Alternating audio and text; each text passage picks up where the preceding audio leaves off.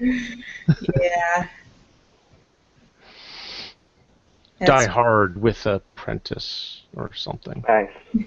And you just recorded that. You recorded that, so that's great. Yes. That's out there for posterity. that's now the title for this book club. Yeah. Um, all right, so I'm gonna share my screen and get this going.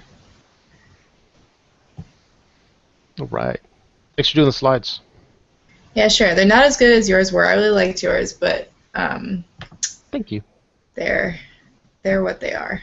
Okay, let's see. How do I present? Now, Mary Catherine, are you recording? I'm not, but it is being recorded.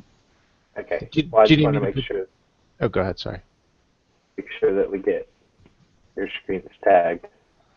We're not bouncing around. Oh yeah. Did you find it? Yeah. Can you see my screen? Yeah, looks good. Okay. Great. All right. So chapter 6 is called Construct Your Curriculum.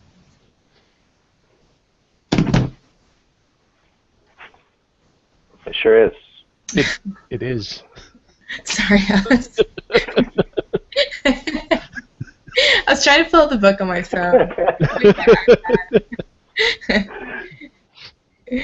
Hold on. Sorry. I had to take advantage of that awkward pause. I have my work iPad was given to somebody else who needed it, so I was like, all right, let me. All right, hold on. So I noticed a theme with this chapter. There was a whole lot about reading. Yeah. Yeah. And some rather dubious suggestions, but we'll get to those. Yeah.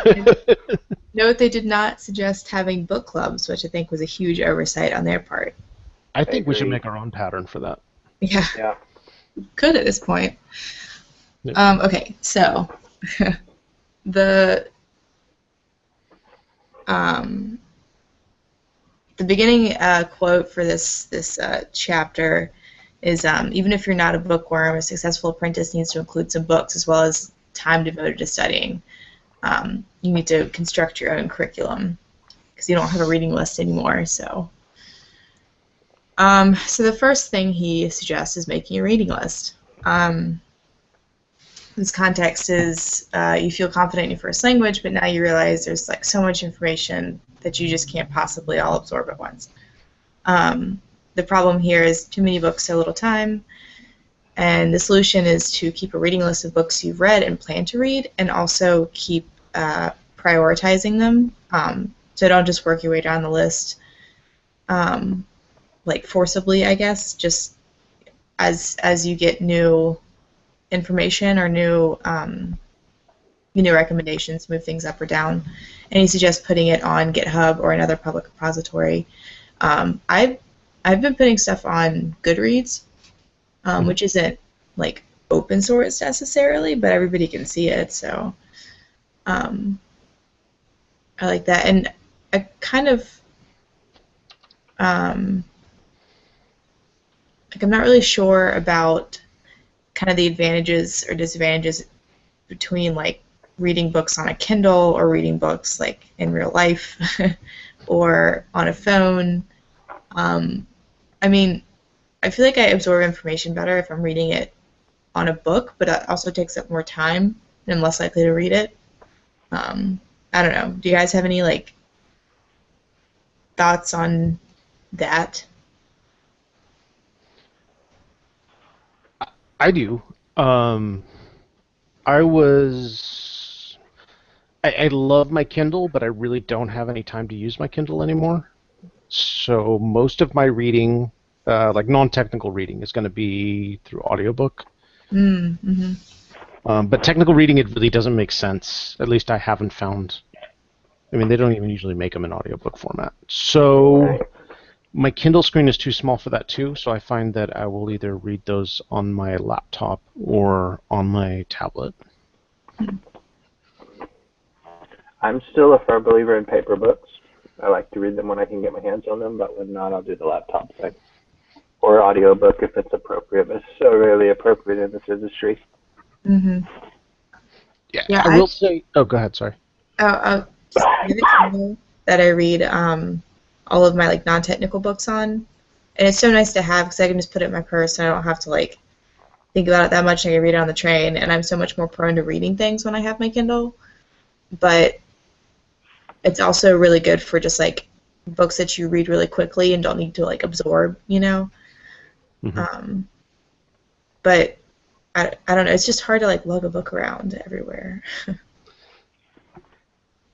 I find that for paper books, like that's reserved for books that I really want to get into, rather than, I mean, I might not even then buy a paper book, but like if I'm really deciding I'm going to really get into this book, then I might get the paper version.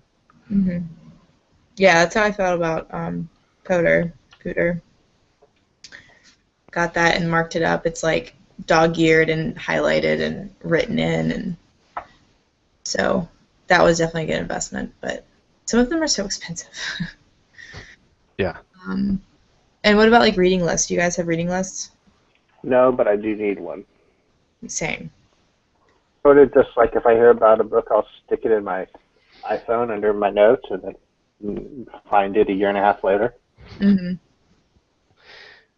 I have a reading list, but it doesn't really work the way they said. It's just I started the year with a list of like 10 books that I wanted to read this year, Mm-hmm. and I don't think I'm going to get through all of them because sometimes my interests change and stuff. So I did like the part where he's like always constantly readjust it. Mm-hmm. But yeah, I don't know. It feels like it's good to keep track of the books you want to read with your reading list, but it's always changing too. So I have a bad habit of not dumping books early enough too. Like if if I'm not getting what I want out of it, I tend to stick them out, and that slows things way down. I should get much more cutthroat about cutting books. that's a good question. So at what point do you cut it loose? Not quickly enough. I'll find myself rushing at the end, doing more skimming than reading if I'm not getting much out of it. Mm-hmm. But yeah, I'm not good about cutting books when I should.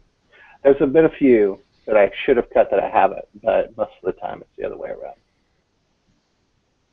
Yeah, I actually recently listened to a podcast. It's a non-technical podcast, but it's called Happier with Gretchen Rubin, and she talks about how she kind of has like a Marie Kondo approach to books, where it's like she'll read, I think it's something like 40 pages maybe.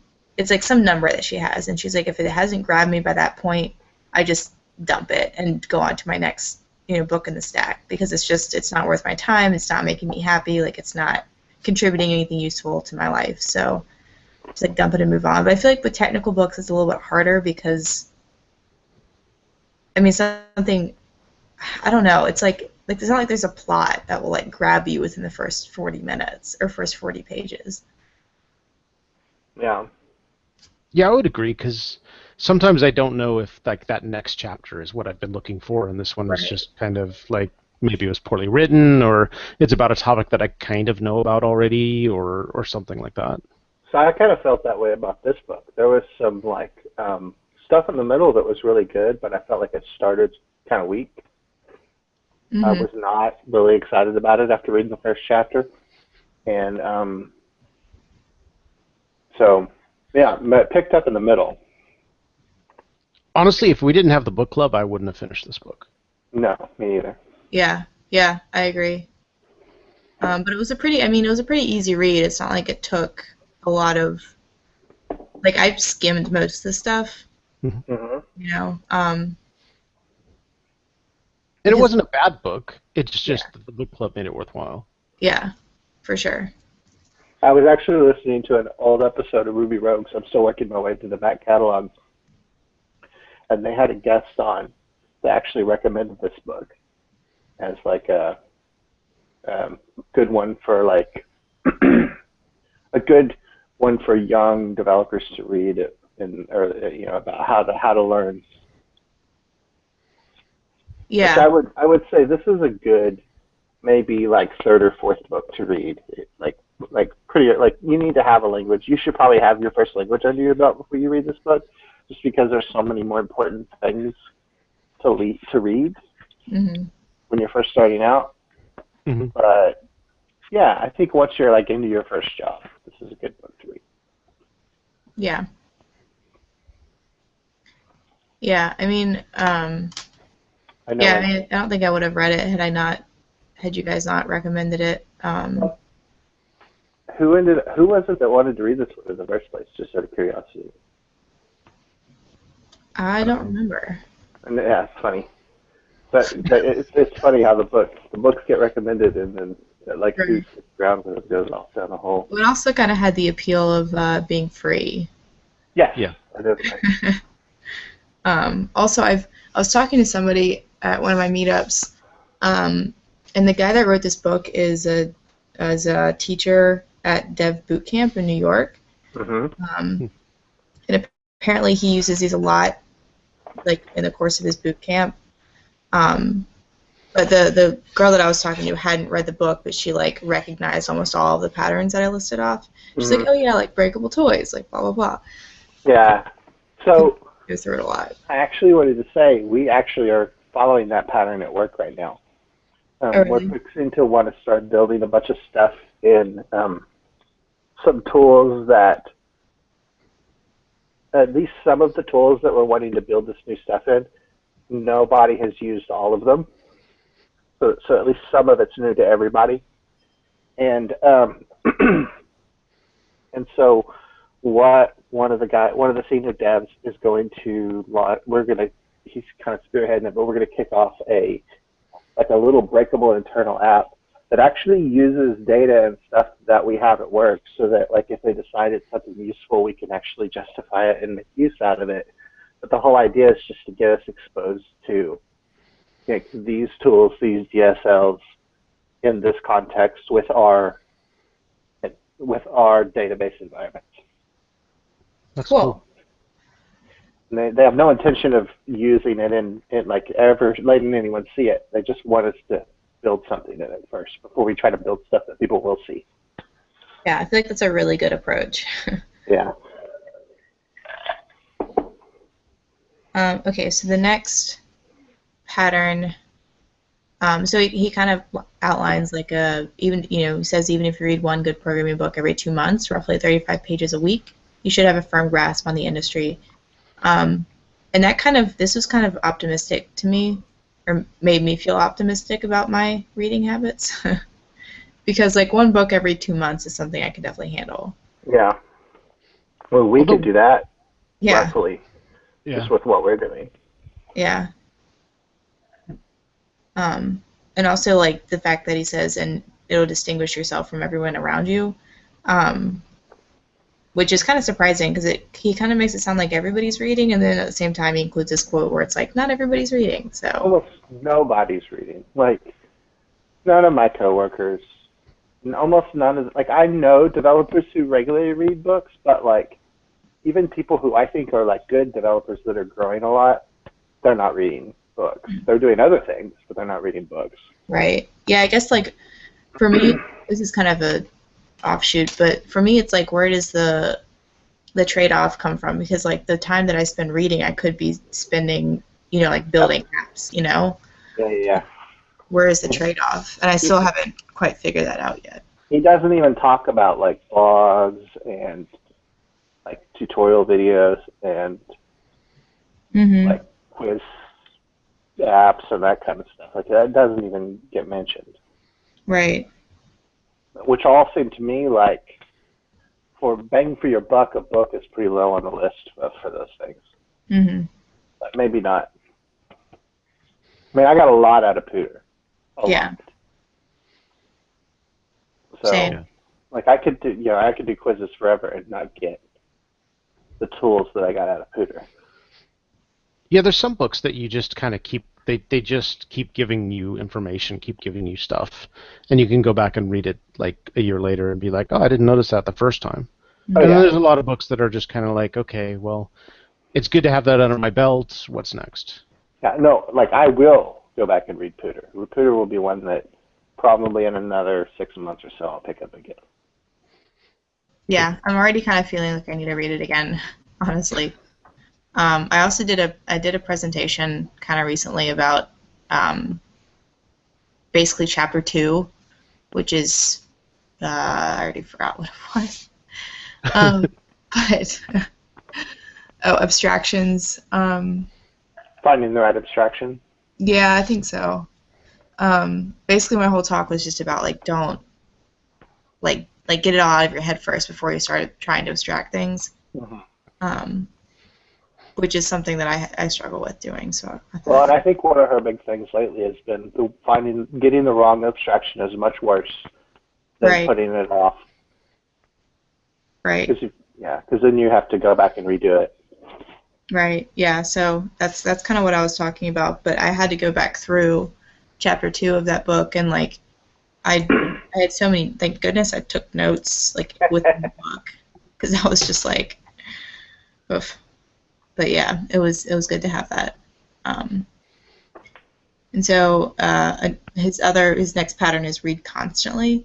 And so the context here is like you've unleashed your enthusiasm, you've opened a lot of doors. Now you've just got too many concepts, so little time. So he's saying to choose books over blogs whenever possible. Mostly. Do not understand that. What? Not understand that rationale. You don't understand that rationale? I don't understand why I choose books over blogs. I think he's saying because like blogs usually are just like if you get down to the root of it, they're all referencing the same material, and usually that material is found in books. So like go to the source. I don't know. Like some of the like I've learned things from blog posts that like it's inevitable when you see talks at conferences that the primary source for most talks are like blog posts. Mm-hmm. I think there are some very important blog posts that go in depth on the topic. But just speaking in generalizations, books will cover a topic more in depth than a blog post. I mean, there's a lot of people who just kind of say they put like 2 paragraphs on something and it doesn't really cover the topic. And that's fine because, you know, it tells you about the topic, but it's not really an in-depth kind of learning experience. Well, and I'm picky about who I read in blog posts too. Like I don't just have like so I used to be a blog like junkie where I had a Google Reader and it just had a ton of subscriptions. This was before I was into tech, but I would be the same way now. Google Reader is still a thing, but Google Reader is not a thing anymore. Mm. And nothing ever came along that was as good. And so I'm not like that broke me in my habit. But so anymore, I'm very much picky about what blog posts I read. But like there are a few people out there that like if they write a blog post on a topic, I know that I'm getting like they'll write like 4 or 5 part blog post series on one topic. Mm-hmm. Yeah, if you're reading like a Martin Fowler blog post or something like that, then you can expect to be Ogden Grimm, Mm-hmm. James Gray. Some of those people have blog post series that are the definitive source on whatever that topic is. Well, and a lot of times too with those series turn into books. Mm-hmm. Kind of like you get this feedback loop of. And I think as a counterpoint to that, you have the like 12 web frameworks you should learn today blog posts. Yeah, I don't read those. 12 JavaScript frameworks popular today. Yeah. And then they're all on a separate page with ads and pop-ups. I don't like listicles in any form. I definitely don't want them in tech. Yeah, I'm kind of a sucker for the ones that are just GIFs, I'll be honest. But maybe I'm just a product of my generation. So anyway, he then congratulates us on having already started this pattern by reading this book. So pat yourself on the back. And suggests keeping a slim book, or I guess a Kindle would work in this capacity, with you at all times to fill dead time, which I don't know if I agree with, because I like kind of value my dead time. You know, like even just like standing in line and like staring off into space, I don't get to do that all day. Yeah. I'm a Twitter person. I can't really. There's no such thing as dead time in my life. There's Twitter. Yeah, that's Yep. pretty true for me. I'm actually making like a concerted effort to not to like have dead time because it's really supposed to be good for your creativity and stuff. And Work is doing that for me because Twitter is behind it. It's blocked it. huh. I think my phone fills that. I mean, I have a Kindle, but I haven't touched it in a while. Mhm. And if I'm stuck in line of the the DMV or getting my oil changed or something, I'll pull out my phone and read a blog post or read my Google Books, pick up a book and start reading in it or something. Yeah. Or I'll just sit there and watch the ad over and over again and start drooling a little bit. I have a book on my nightstand that's on Bash and Linux. That is. I've been reading the first chapter of it the last month and a half. Does that help you fall asleep? I'll read a paragraph and fall asleep. And then a week later, I'll read another paragraph. I think I've got that book too. Yeah. Yeah, that I book. really need to just buckle down and do it, but I can't bring myself to. Yeah, I've got what's it called? Lean Startup is that book for me. Oh, are you wanting to start a business? No, it's just one of the, like I feel like I've talked to a couple of people who at their at programming jobs have been like, yeah, they asked me if I read Lean Startup, and it's like almost a prerequisite for applying at these companies. So I'm like, sure, I guess I'll read it, and I got halfway through, and now it's like every paragraph I just fall asleep. I had a conversation with several guys who are at a startup here locally the other day. That made me really glad I don't work at a startup. Why is that? They don't know what they're selling. They're just building crap and hoping something sticks. Mm-hmm. It's not like a real business. It's all like the worst kind of like crap you hear about VC startups. Yeah. Mm-hmm. And it's like, I'm just really glad I don't have to deal with it. Like they're literally just throwing crap at the wall until their VC funding runs out. Oof. They don't actually have a product. And I'm like, how do they get VC funding without a product? I mean, I don't know. I want that job actually. Yeah. But I'm like, so I asked one of them, I was like, is there like any chance you'll be at this place in 2 years? He's like, either I'll be gone or this place won't exist or both. Right. So I actually have. Oh, go ahead. Go ahead.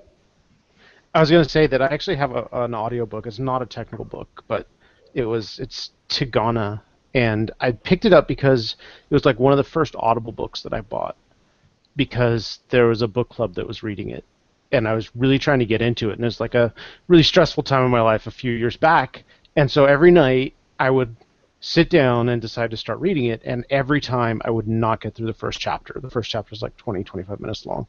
I would not get through it, and so in fact, I would go to sleep so quickly that I wouldn't remember anything, so I'd have to start it over. So now I found it's so good at making me go to sleep. It's like I'm conditioned to it. So if I'm like really stressed out and I'm just feeling the insomnia, I'll go find that book and just put it on, and then I'm out cold. I'm quickly getting that way with this Linux book. I've got to read it like before bedtime sometime so that I can like break that cycle. Yeah. Until you find yourself falling asleep at like noon because you picked it up. Yeah. So the next pattern here is called read the classics. So the context here is your training was/is skill heavy and light on the theory, but people around you are referencing things and concepts and theories that you don't know.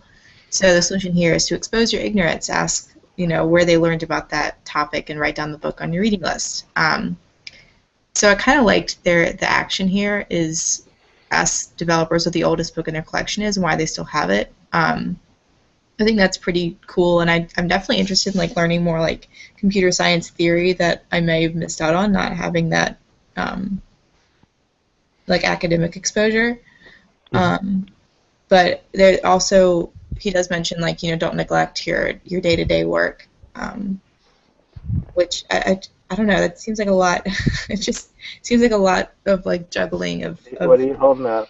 The Pragmatic Programmer? Yeah, that was it for me. That and Refactoring by Martin Fowler are the two oldest ones that I have. Yeah, those are not like super old though, right? Like we're talking since 2000. I guess in programming years, that's pretty old. That's for a programming book. I mean, it's not like a C book or an assembly book, but yeah. I don't know. This was the one that I was kind of cringy on. I was like, I don't know.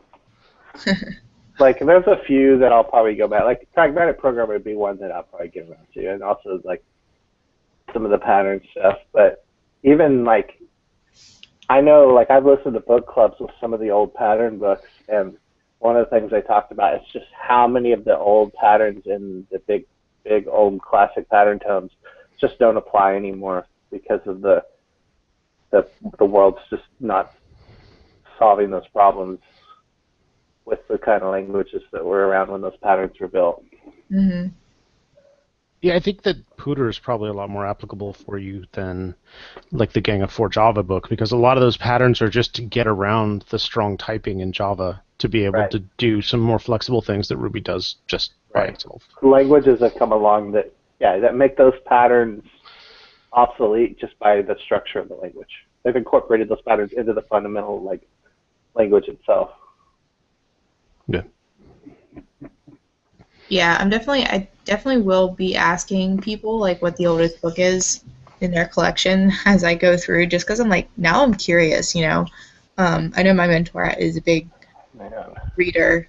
The oldest book in my technical collection is probably Why the Lucky Stiffs book. Mm. Ooh, that's a good one. I can't get through it. I've read like half of it. I don't know. These two were good too. I can't. What are they? Well-Grounded Rubyist by David A. Black and Pragmatic Thinking and Learning. Mm. I don't know if this one's applicable as much anymore because it was a lot of the internals of Ruby 1.9, I think. But I almost wish somebody like Why the Lucky Stiff was still around in Ruby. Yeah, we don't ever know what happened to him, do we? Yeah, I mean he like it was covered by some reporters figured out what was going on and everything. I think it was just kind of one of those like I don't know. I don't want to speak from a place of ignorance, but that story has been told, I think. Okay. But like the closest I could think of that we have like who is kind of like a dark jester is like Aaron Patterson maybe. But even he's like not the same kind of. He's just like quips and jokes, and Why Lucky Stiff was like weird art projects. Yeah. Did you ever read Nobody Knows Shoes? No. It was by Why the Lucky Stiff. It was his shoes that one. platform that he made before. I mean, it wasn't like as large in scope. It was just documentation for shoes, but it was still kind of wacky. Yeah, I've got it on my Kindle. I don't think it reads well on Kindle, so maybe I should just print it out and read it. I think when I was reading Why Spoken a Guide, I couldn't read it to learn so much about the language as much as just kind of like, whoa, this is cool. Mm-hmm.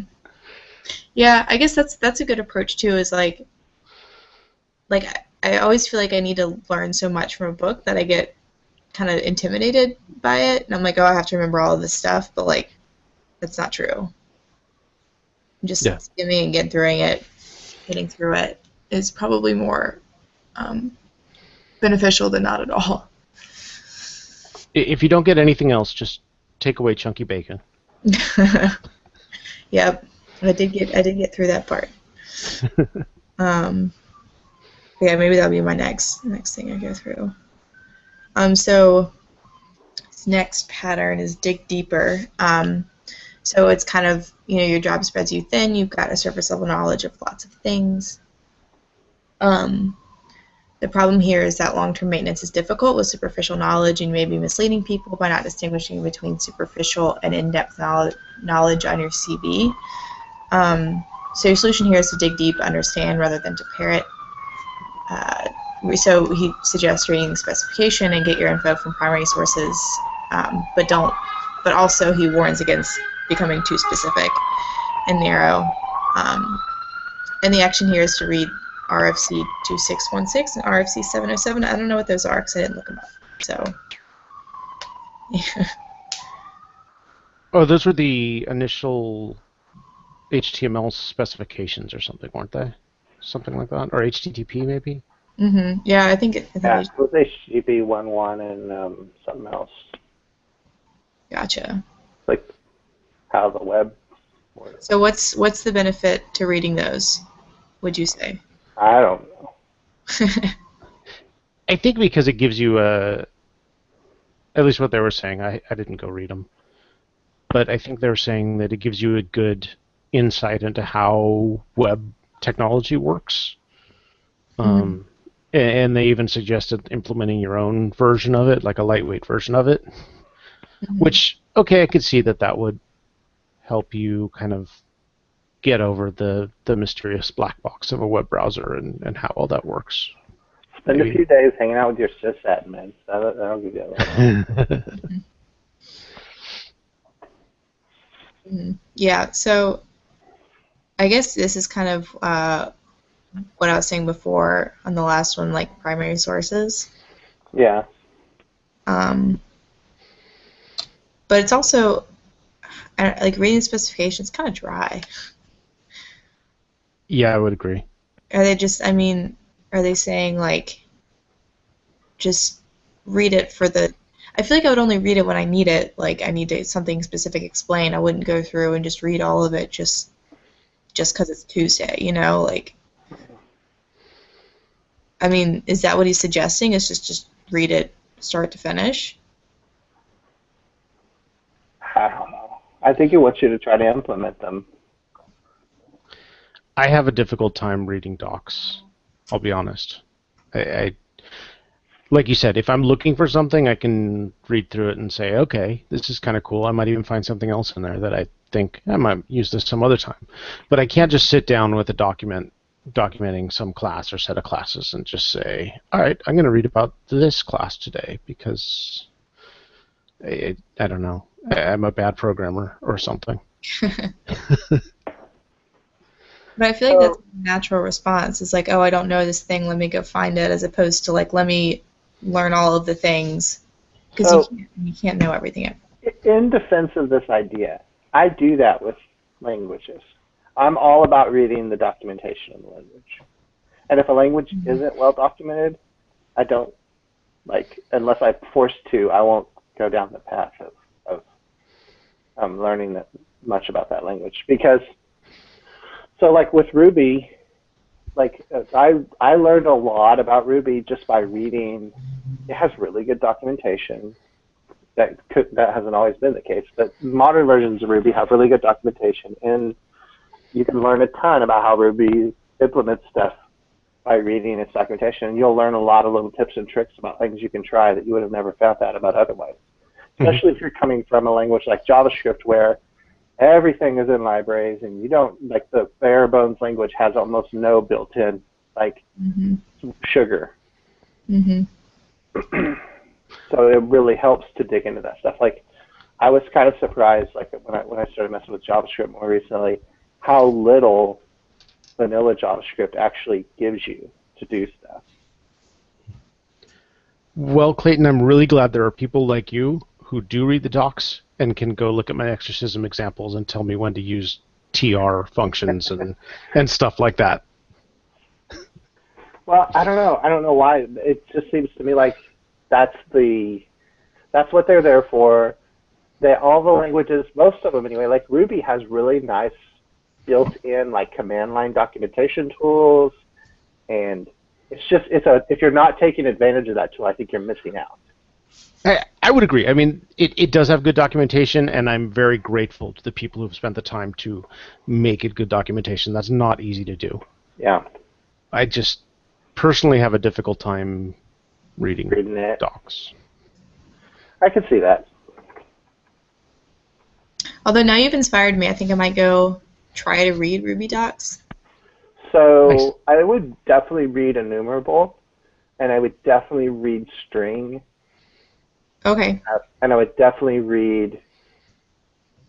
Like if you do enumerable and string, you'll get a ton of useful stuff that you'll use every day. Mhm. I feel like because when I'm like looking for something, I always reference the docs first. So I feel like I've almost read enough of string, but I definitely haven't. I know I need to read enumerable. That's I've heard that before. So Yeah. maybe that'll be next on my There's list. so much stuff in enumerable that you don't like, that you'll never even think of until you see it. Right. And to be honest with you, that stuff's hiding in string too. It's just you've looked in string for things that you're like, how do I do this thing? Right. But if you're not approaching the documentation from how do I do this thing, but from like, what does this class have to offer, you'll find things you didn't know. Yeah. So do you go back and read the docs like occasionally to like brush up on them, or do you just know all that? So I actually I spent like a few days reading like the array and hash and string and enumerable and basic object and a few others there for a while. And then there's other ones that I haven't ever gotten around to that I probably should. Mm-hmm. Like I need to understand better how Ruby does like modules and things. But the actual like core stuff that you're going to use every day, those so many nice little. So most people that are coming from JavaScript, because JavaScript does not give you all those tools. You have to implement them all yourself, or you have to do it with libraries. Most people don't realize just how many nice little freebies Ruby gives them until they start really digging into the language. Yeah. Yeah, I definitely have had that experience like with exorcism. I've been doing things just like the longest way possible because my first language was JavaScript, like, a couple years ago. And I just assumed that I have to do everything from scratch. So like even dumb things, like Ruby's like access the last item on an array is just like that array -1. Mm-hmm. And like JavaScript, I went today and I was like, how do you do that in JavaScript? And literally it was the easiest way I could find to do it in vanilla JavaScript was call the array, then call the inside of the function call on the array, pass array.last or array.length to -1. Yeah. Length to -1, which is That's insane. how you do it in You do that in VB too. Yeah, that's insane to have to go through that much hassle just to get the last item in an array when you don't know how long the array is. Right. Yep. Yeah, or like with exorcism, I the birthday and seconds one, where it was like, oh. Yeah.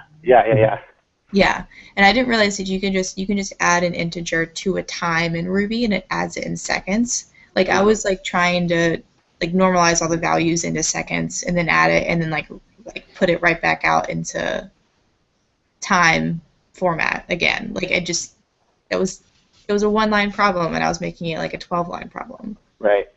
Yeah. It was just like so blown away. I do like the. Go ahead. I was just going to say, I do like that Ruby gives you those kind of syntactic sugars that aren't necessarily computer sciencey. They're more like, oh, intuitive. I can add a number to a time and get that many seconds later or something like that, where you wouldn't necessarily think a computer language is going to do this, but then if you're just sitting down, what if I tried this? Then it just kind of happens.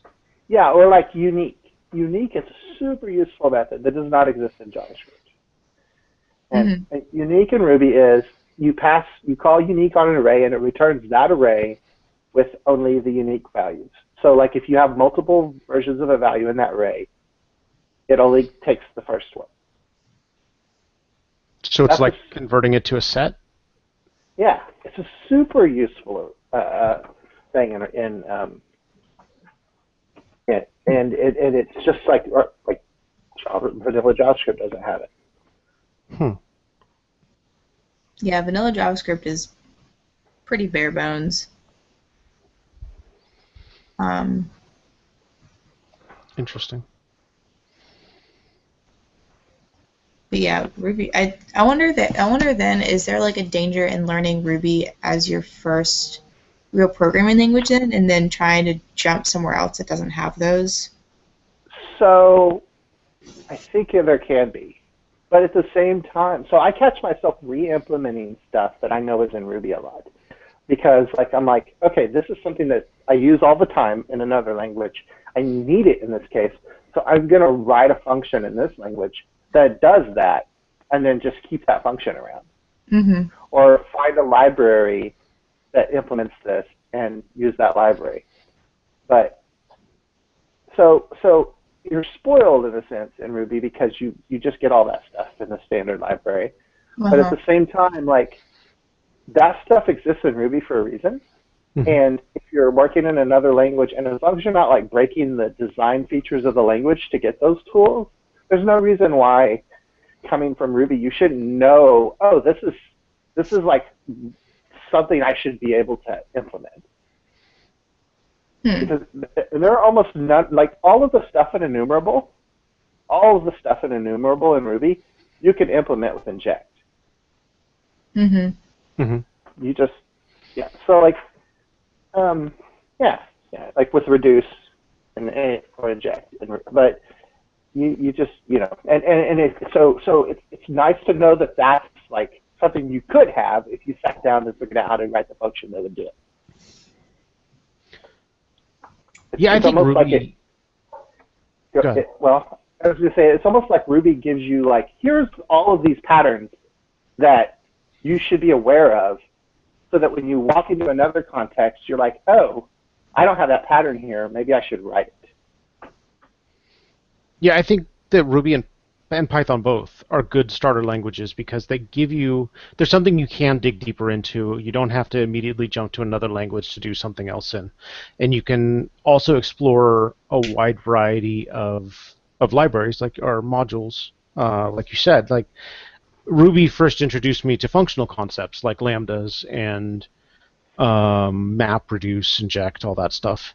And it is, you can stay in Ruby for a long time and really learn a lot of good, well thought out programming practices that you might not learn in other languages that you might pick up first. I like opinionated languages, which Ruby is. I like languages that push you in a design direction. Why aren't you using Python? Because it's so much like Ruby, except not as. No, I'm not kidding. In some ways, Python is very much like Ruby. It is. I totally agree. And so, why I haven't sat down to mess with Python because I spent so much time learning Ruby. I want to learn something very different than Ruby. Yeah. So I've been dabbling in some of the more strict functional stuff. Cool. Yeah, you've been playing with Elm. Yes. Which is cool. And I will play with it some more. Functional's interesting. I've been playing with my own functional language this year. Well, not my own language, but I personally have. I wish I was writing a language, but no, that's not me. I wonder, is there a JavaScript library that kind of takes Ruby functions and turns them into JavaScript? Because if there's not, you should build it. I don't know.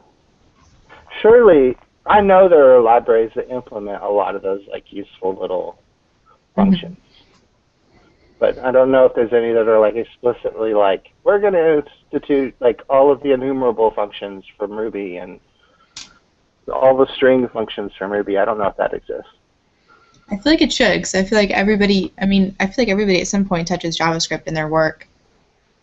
If you can make it easier to understand. Yeah.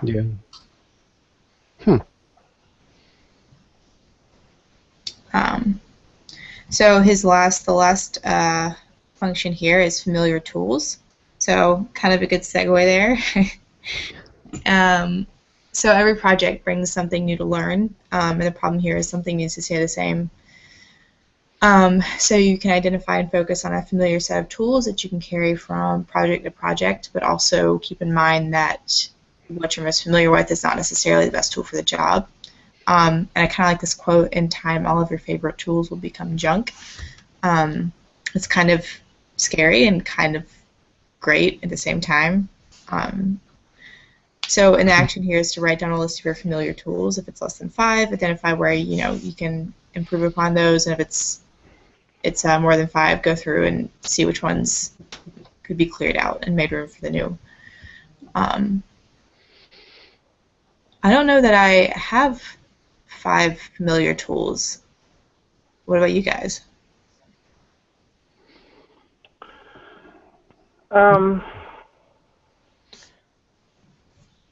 I would say the reason that I started learning Vim last year is because I wanted to make it my de facto text editor. My familiar tool. It has, though I am nowhere near proficient in it. I mean, I'm still learning the best way to do things and how not to just kind of move a little bit. But I did unmap my arrow keys, and they've stayed unmapped. So remind me after the call. I have some pathogens I want to show you that are really useful. Cool. But yeah, the idea there being that you can use Vim in almost any language, and it's a familiar tool to be able to edit your language, no matter what that is. Do you use Tmux with your Vim? I do sometimes. So Tmux is really useful for managing panes and windows. It's also super useful for, there's this thing called Tmuxinator, which will let you write YAML files that fire off your workflow for you with one line of code. And it'll fire up multiple, anything that you can do from the command line, it'll do it. And you basically just fire up one command and it'll say like, open 4 windows, name them this, and open this many panes in this window and open them all to, this Vim session or whatever. And also like fire in this window, SSH into this server and fire up this command once you're inside the server. And like, yeah, it's super useful. It's like setting up a configurable IDE almost. Yeah, you could do the same. You could do all this with a bash script where you just say run this bash script and it'll go all over your environment and fire up all these commands. But this makes it super easy to manage because it's just a YAML file that's easy to read. You don't have to learn any new languages. You just, if you have Tmux, and especially, and which if you're using Vim, I don't know why you're not using Tmux. It's super useful. Cool. So I guess trying to get down to something that's more of a, not specialized tool, but more of a general tool is one way I try to use this pattern. I try to learn, again, Bash or Z Shell or whatever I'm using at the time. I'm not great at it, but I'm good enough at it that I can get around and improve no matter what I'm doing there, whether it's, one language or another. So I think that kind of follows this. Beyond Vim and the command line, I don't know what I have as far as familiar tools. You have SQL. I do have SQL, but I'm not using that in everything. But knowing that and having access to that, that's something that'll never quit being useful for you. True. Yeah, that's a good point.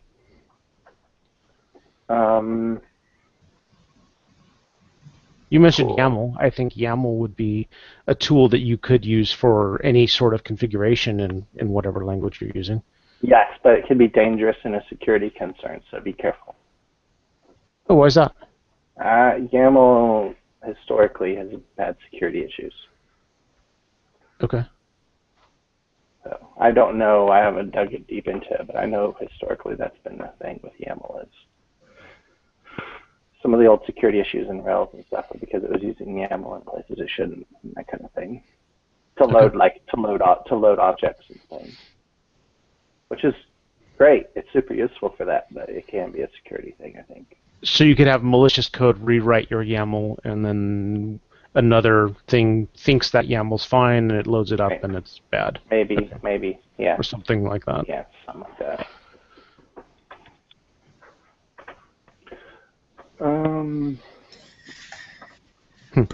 Yeah. No. So.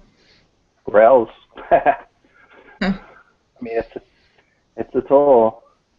It's a big, massive sledgehammer of a tool. Mhm.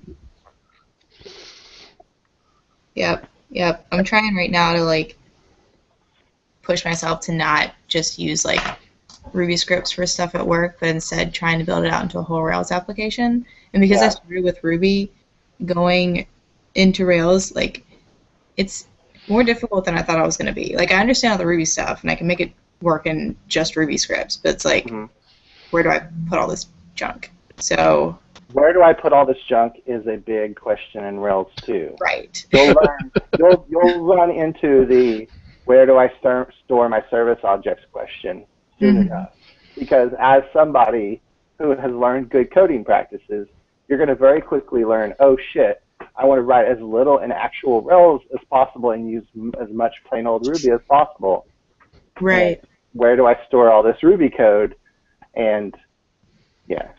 Well, that's kind of what keeps happening is like, like I'll go online to look for an answer and there's just thousands of opinions. And it's like, well, okay. But Yep.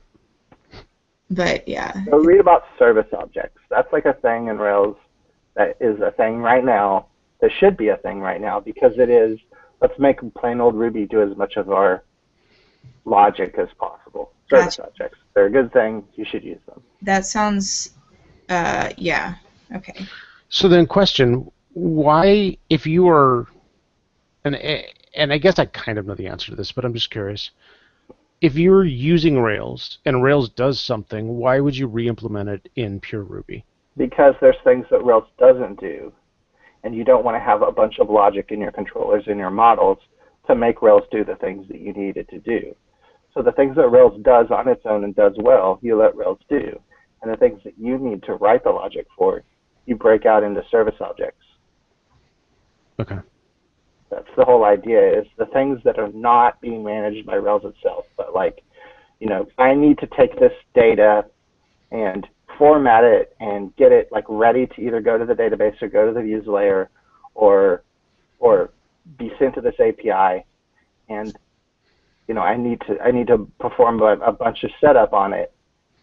That's a very quick way to have big messy controllers or big messy models, whichever.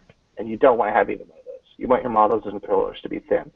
And so the way you do that is you break it out into Ruby, and then you can do things like follow Sandy Metz's, patterns. Okay.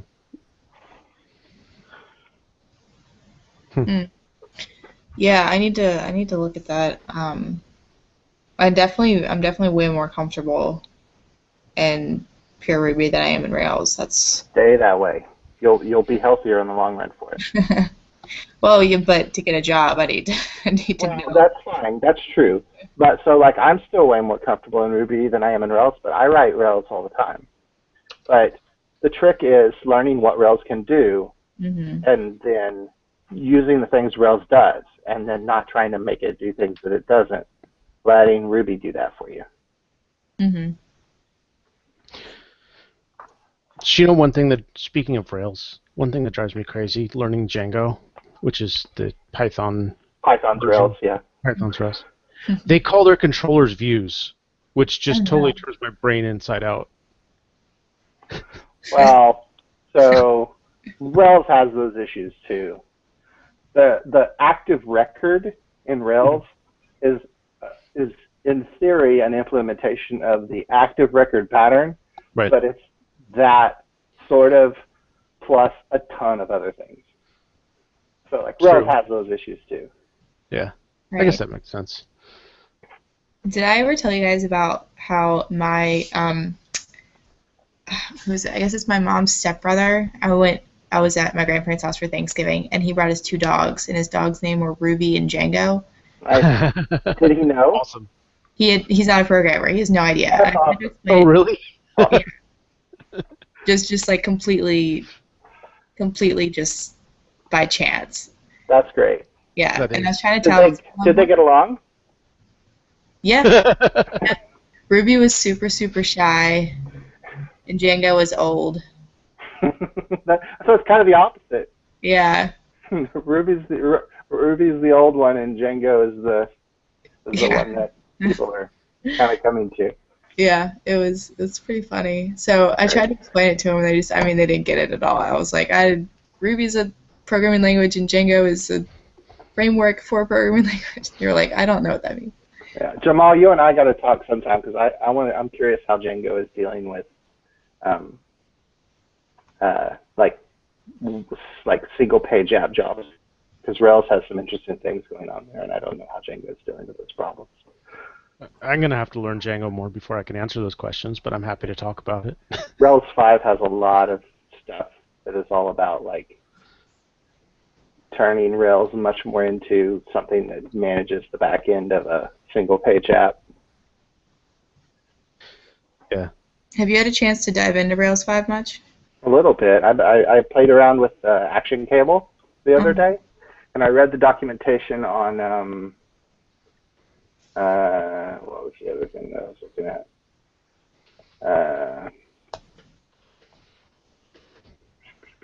I don't know. I did play around with Action Cable though. Like DHH has like a little like here's how to get Action Cable running, and like here's a little pre-built app you can play around with to see how it works, which is kind of neat. Mm-hmm. It looks cool. It's I don't know how useful it is if you have a website where you're actually expecting to get any kind of traffic, but it's great if you have a website where you only expect your employees to use it. Right. But So Mary Kay, you should get your brother a dog and name it React. Yeah. Or Ember. Ember would be the Rails. Ember. Yeah, that Ember would be the Rails alternative for JavaScript. I feel like they're the type of couple that would name a dog Ember, like for sure. Great. They live on like the side of a mountain. Yeah. In a cabin that they built from wood that they cut down to clear the place for the cabin. It's amazing. That's perfect. Yeah. So I feel like I should like lightly suggest that. Be like, hey. Here's your next dog. Its name is Ember. Or just be like, oh, It's not the future. name it Blair. That's a weird dog name. Okay. So it kind of wraps up with this lovely quote of you need to become an active participant in your ongoing self-education, which I think we're doing a pretty good job of right now. So that we will grow to be a developer who can wield powerful tools to organize and collect information. So here's kind of the weird... The obligatory big messy map. Right, the obligatory big messy map, and I've... We loved these the first time we saw them, and it seems like every week we've gotten less enamored with them. Yeah, I know, because there's... What? They're not readable. I have little suns next to the ones that we went over today. I like that. They didn't have a star, so I used the sun. Same thing. Same thing. Yeah, I guess, yeah. So, yeah, I think it's kind of funny. There's these little islands now where, like, over here with familiar tools and dig deeper, there are these little, like, self-contained objects. So that's good to look at. And then Chapter 7 was the conclusion, but it's only just one more slide. So he starts off with a lesson from Stradivari. It says that, he thought he taught his sons everything that they needed to know about making violins, but he was wrong. And as an apprentice, I guess it's kind of our job to be sort of pushy about things that may seem obvious to the teacher. This happens to me a lot with people that I learn from. I'm like, why is that named like that? Especially in Rails, all the conventions and stuff. It's like, or the configuration stuff. It's like, like I don't know, like why do you know that? Like how do you know that? Like how do you know it's named? That's the proper name, or like plurals and all of that stuff. it's not obvious to me. Have you ever looked into the pluralization stuff that Rails has? Not really, but I recently named a model something media, and it was like, nope, this is medium because media is plural. Yeah, no, it's crazy how like deep the pluralization built into Rails goes. Right. And how strongly opinionated. It's crazy. Like whoever wrote that is got to be the biggest like they're just a pedant. They have got to be. Right. Like cool. somebody with OCD and a lot of this is going to be my thing wrote that. Yeah. But you don't see that in any other language. I mean, you might have a function that tries to pluralize it, but it's going to mess up with media or octopi or something like that. So yeah, actually that's right. And there are other languages so Elixir has Phoenix, and I was listening to the podcast the other day, and they were talking about how they love that Phoenix lets you name your controllers singulars things. And I was like, oh, you're just killing the soul of whoever wrote the Rails pluralization. But then there's also a place where you can define your own plurals, built into Rails. So it's just no, it's incredibly powerful and deep, and it's like there's no real need for it to be that robust. It's just somebody has decided that it's going to be. And that in combination with an ORM is really useful with your naming conventions, because when I've tried to build out database schemas, inevitably I'll mess one or two tables up with my pluralization, and then by then it's in production and I can't do anything about it because everything's already referencing it, and I just have to live with that mistake forever.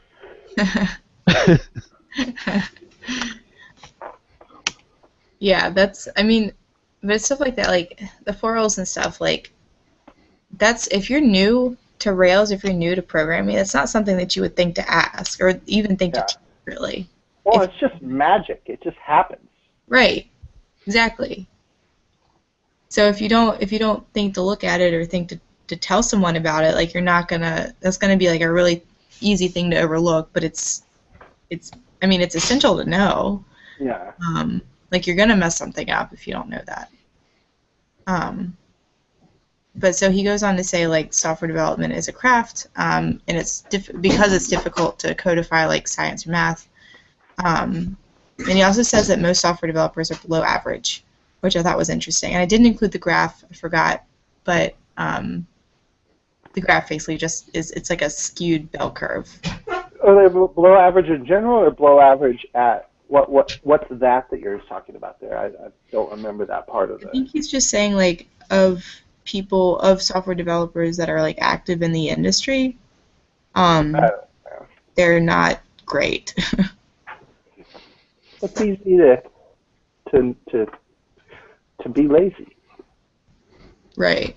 I mean, I don't even know if it's lazy. It's easy to get comfortable. Mm-hmm. Mm-hmm. It's also not so fun to be comfortable. I agree. Which sounds counterintuitive, but at least for me, I don't know. Yeah. I agree. Always got to be learning the next thing. That's right. But so he also kind of talks about how it's more than just a skill.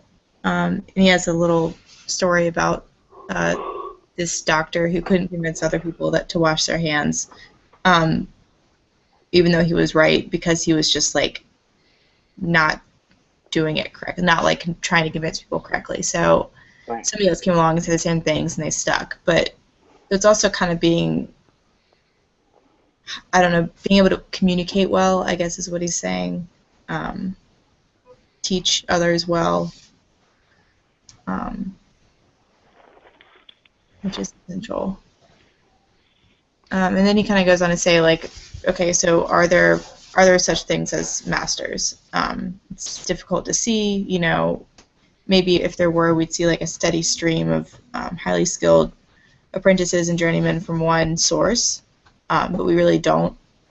And so he leaves us with this kind of text that's cut off at the bottom that says there are no masters yet. Well, and so I think what he means there too is, are there masters in the sense that he's talking about, where they're not just like great at their craft, but they're also like training a new generation of people under them. Mm-hmm. You don't see much of that combination of like somebody who is really talented and good at coding, who also takes on people to like manage underneath them. Right. That's what code newbies are going to do. Is that going to be us in 10 years? We're all going to be the old. Yep. The old cold. We're going to be the cold code oldies. That doesn't have the same ring to it. Back in my day, when we were still on Slack.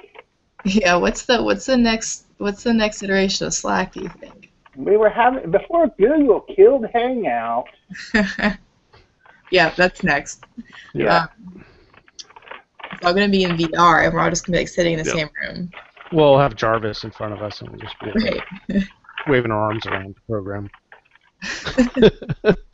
Oh God. I want my Vim keys. It'll be like Xbox Connect. Oh God. Oh, I hope it runs better than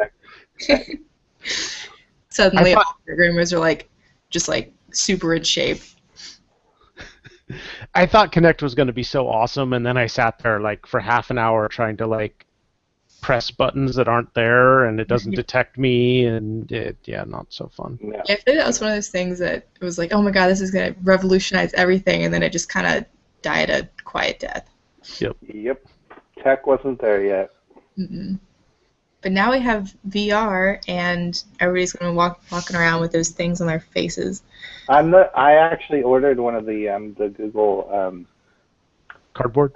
Cardboard, yeah, like a little bit more upgraded one. Like it should be in the mail like in the next day or so. Nice. I'm totally that guy now.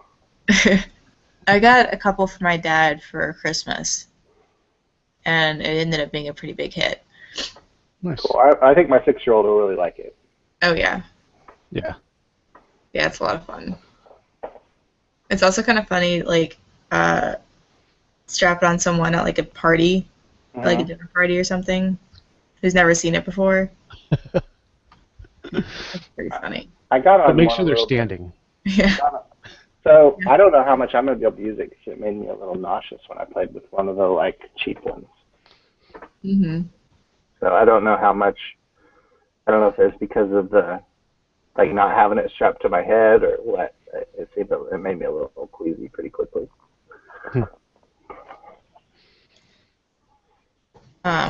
So that's the end of my slideshow.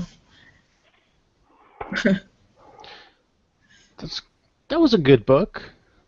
Yeah. What were your thoughts? I think there's some value to naming all this stuff. There's a lot of stuff in there that seems, some of it was new, some of it was novel, and then some of it was kind of like, okay, this makes sense. This seems like this other thing that I've heard of. Some of it was things I will not do. And some of it, yeah, things that I wouldn't do. I think that if someone comes out with a book that instead of being about the software craftsmanship movement is like about like software as art and creativity, I think that would be a fun counterpoint to this book. I mean, that's kind of why the Lucky Stiff's old approach to things. Yeah, Do you know the story of why? I just know that he wrote the stuff and then disappeared. Yeah, that's basically it. He was just kind of this like weird dude that coded under a pseudonym and gave talks and stuff under a pseudonym, and then just like one day he kind of up the dish and then like started sending weird encoded messages through printers. So he's still, I think he's still around. But I don't know what he's doing these days. Interesting. But you know, it's kind of this like a lot of Ruby people don't Like a lot of the new Ruby people don't even know about it. I didn't know about it for a long time. Yeah. Well, when I learned Ruby with Skill Crush, that was part of the like intro to Ruby section. Was that PDF was included in like the course materials, and there was like there was like a whole video on it, but it was only they're like 10-minute videos, but it was the instructor was talking about that and kind of the history of it and like the whole culture behind Ruby, which really like was what got me into it in the first place. Yeah. And she did all that getting into Ruby. There's still holdovers of that, like being like pro open source, pro delight in the language. Does that mean well, we kind of touched on it a little bit tonight. Like Ruby as a language has all these nice little sugary things that like the whole point of them are to like make it fun to do stuff in Ruby. And that's one of the reasons that I can't just completely walk away from Ruby and move on completely to like Python or something, because there is that in the language, and as awesome of a language as Python is, it's very cut and dried. This is how you do it, and it doesn't have that wise poignant guide aspect to it. And it's a perfectly great language, but it doesn't really embody that kind of creativity. Yeah. Well, and there's still things that like a lot of people don't know about that are buried down in old Ruby code. Like the older versions of Ruby used to come bundled with Minitest. We still use Minitest at work. Well, it used to be called like Test Unit, right? Forever ago. I don't think Test Unit and Minitest are the same thing. Or they were similar anyway. It was a basic implementation of a unit test framework. Yeah, but Minitest has this thing where if you pass a flag that says like rminitest/pride, when you run your test suite, it would turn all of your tests into a rainbow. Yeah, I do that with my exorcism stuff. Yeah, and I totally do that with my exactly. When I run my exorcism suite, I totally pass the flag because I want to have fabulous tests. It tells you it turns your test into a rainbow, and it tells you that you have fabulous tests. Yeah, that is kind of a nice like. Yeah. And it was really sad because the first time I implemented that was when my computer screen was super glitchy, so it just even more glitchy. So I'm gonna go on mute for just a second. All right. I'll have to try that sometime. I didn't know about that. Yeah, it's really cool. But now that my computer screen is back to normal for whatever reason, it's been fun. Right on. So are we decided on the next book then? It sounds like everybody's kind of in favor of the You Don't Know JavaScript book. So I'm a firm believer in the people who are at the very last meetup should be the ones that decide the next book. They're the diehards to stick it through to the last chapter. Yep. Yeah, actually, I don't know how much I'll be able to participate in the next one just because I'm taking on the whole, like, the DC Code Newbie stuff. But you're a JavaScript person. We'll have all kinds of questions for you. Oh, gosh, no. No, my JavaScript knowledge is very superficial, but it made an impression on me. But yeah, no, that's definitely something I need to read, though. So I don't. So here's the thing about this book. It's a series of books that are broken up into like 5-chapter increments. Some of the chapters are really short, like a page or two.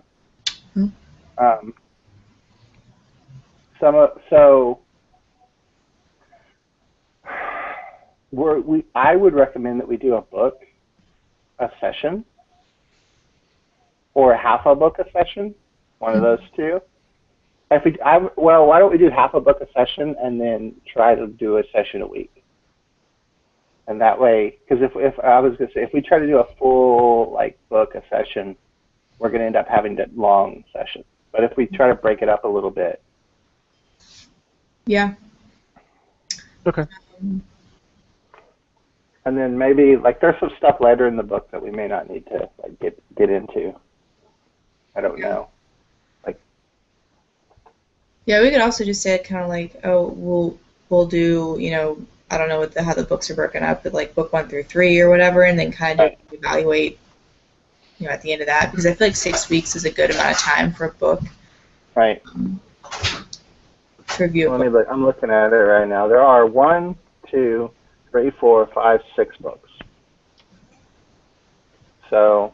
Right. But I don't know that we need to cover like async and performance. Mm-hmm. I mean, I guess we could, but that's like I don't know, like I don't think that we need to worry. Like I don't feel like we need to worry about asynchronous coding and like worrying about performance too much. But I'm a Rubyist. I don't care about performance. Well, yeah. I mean, we could also just kind of do the first 3 and then see where we stand. Yeah, see who's still here, see who's invested. Yeah. I think that's so. Actually, I think that's a really good idea because the first one is kind of an overview of the whole series, and so a lot of the stuff. So like the fourth one, types and grammar. Mm-hmm. You almost have covered all of that by the time you get to it. Gotcha. There's some stuff in there, like the chapter 4. Like it would be a good idea to cover the chapter 4 on types and grammar, which is all about how coercion works. But I don't think we need like types and values. We'll know that stuff by the time we get to that point. We'll know all the important parts of that. Right. Yeah.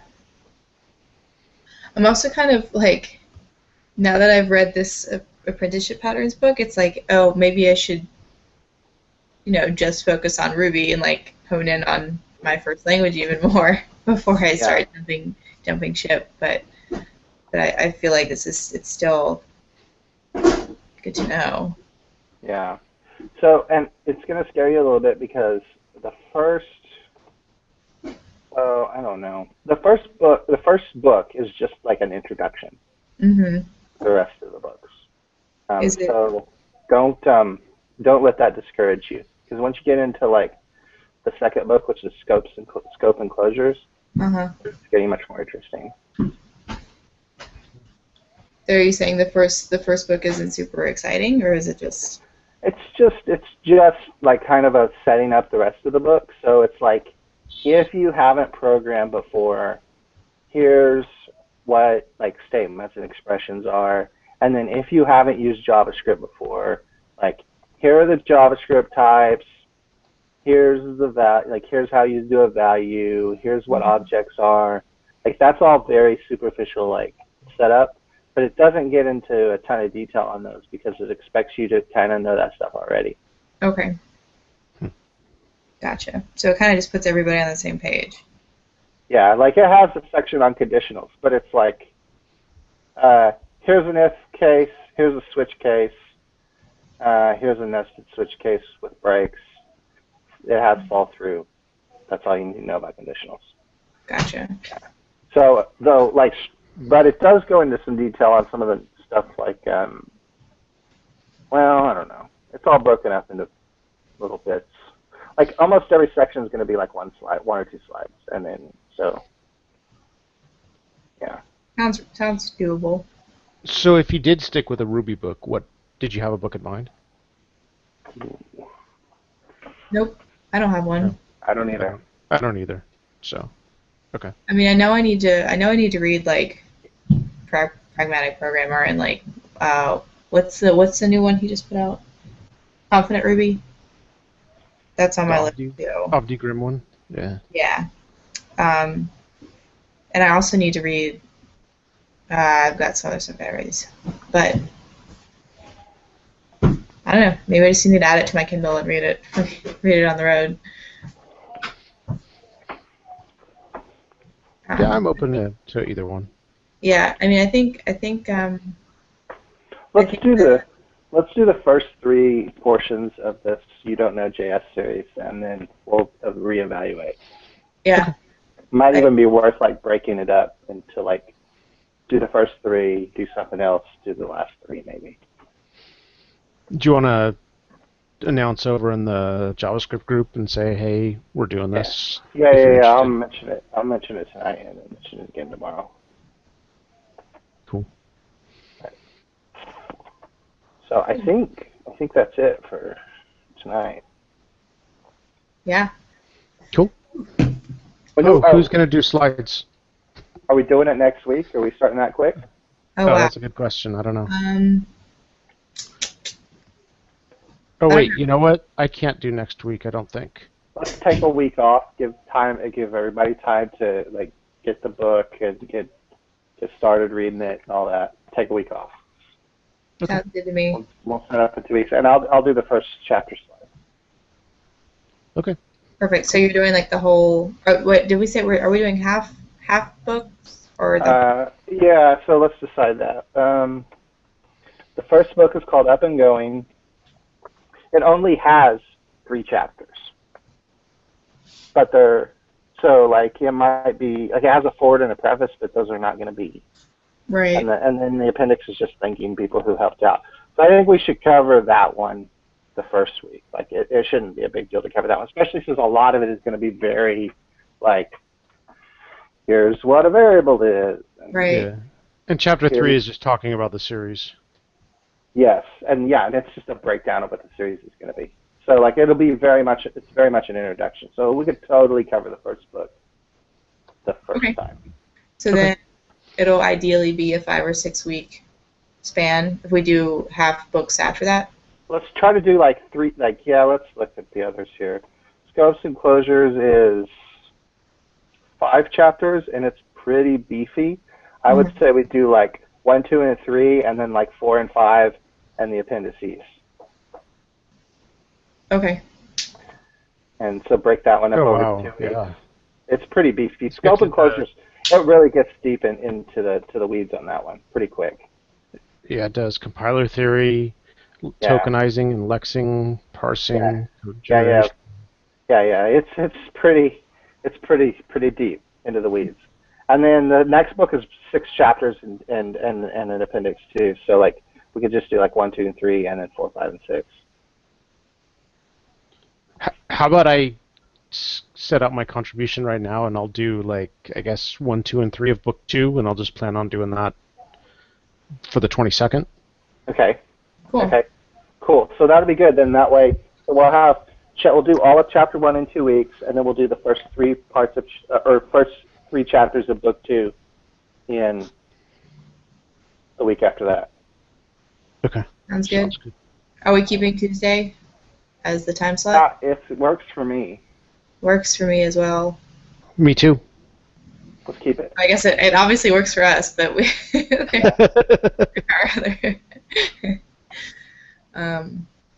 yeah, I think if we tell the JavaScript people, then they'll probably be, Okay. Put the link in the chats with them and stuff. Cool. Sounds good. All right. All right, cool. Well, it's been fun. Yeah. See you guys in a couple weeks. Yeah. Bye. Sounds good. Take it easy.